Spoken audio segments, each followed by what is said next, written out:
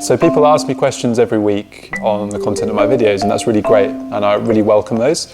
I thought what would be fun for the next few weeks is that if every week I'll tell you what the top questions were and I'll answer them for everybody to see. So, first question that I got this week that quite a few people were pretty interested in was 相信外星人存在吗? So this question, I think the answer for me is yes. The reason being is that the sheer number of stars in the universe suggests that there are lots of potential for life to exist. So there are more stars in our universe than there are grains of sand on every beach or desert in the world. And when you're dealing with such large numbers, even if the probability of life evolving was infinitesimally small, there would still be a pretty good chance of it being around. The big question is, can we contact that life?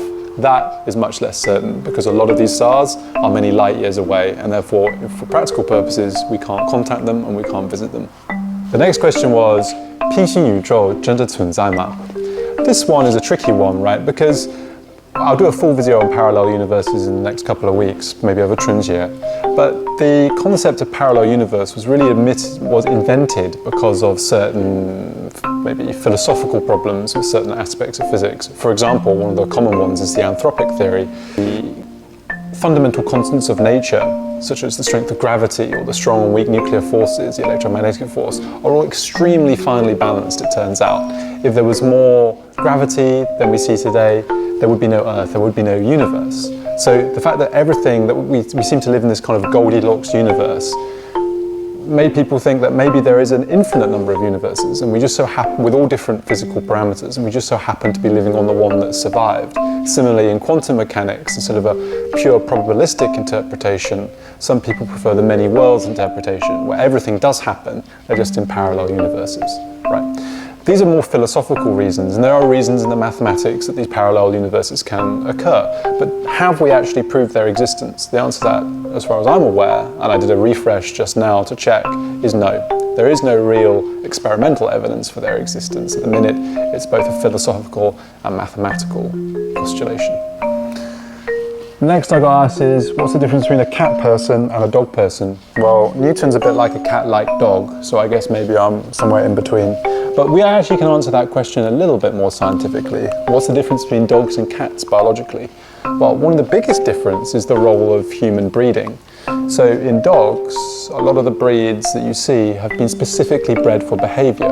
So Bianmu have been bred to herd sheep, for example. Golden retrievers were bred as hunting dogs to retrieve shot birds on hunting expeditions. Cats, on the other hand, have never really been selectively bred for their behavior. They've only really been bred recently for their appearance. What does that mean? Well, it actually means that cats are much closer to the wild animal. So when people say cats are very independent, what actually is a consequence of is the fact that dogs were selectively bred to work with humans and be responsive to humans, whereas cats had much less of that going on. Cats co-evolved with humans rather than being developed by humans. That leads to cats being the much more independent species that you see today. And therefore, who's a cat person, who's a dog person? I guess cat people generally are people who appreciate more independent animals. In China in particular, I see a lot of younger working people being cat people because cats you can leave behind, whereas these dogs need a lot of human contact to be happy. I think that's probably the biggest difference. Final question that I've included because I thought it was quite an interesting question that I want to talk about. The question was this: 考试时候，如果旁边的人写得很快，我会很焦虑，然后就会做不出题，然后做不出题，我会更焦虑，怎么办? This is an interesting one, right? Because it actually, for me, touches on a lot of the themes that I like to talk about in my videos, which is focus on yourself, not on those around you. Extrinsic, intrinsic. You do not know if the person sitting beside you is just writing rubbish at a very fast speed. If you write rubbish at a very fast speed, it's exactly the same as writing rubbish at a slow speed. The answer is still wrong. You just do not know, right? The thing is about human brains is that we interpret, as I said in one of my earlier videos, we interpret our surroundings somewhat negatively. It's part of our evolution. It's part of what kept us alive, to be cautious or pessimistic. However, in the modern world, that doesn't serve us very well. So rather than think the person next to me is writing really, really fast, must know a lot more than me, maybe either just ignore it or tell yourself the fact that they're writing fast doesn't really mean anything.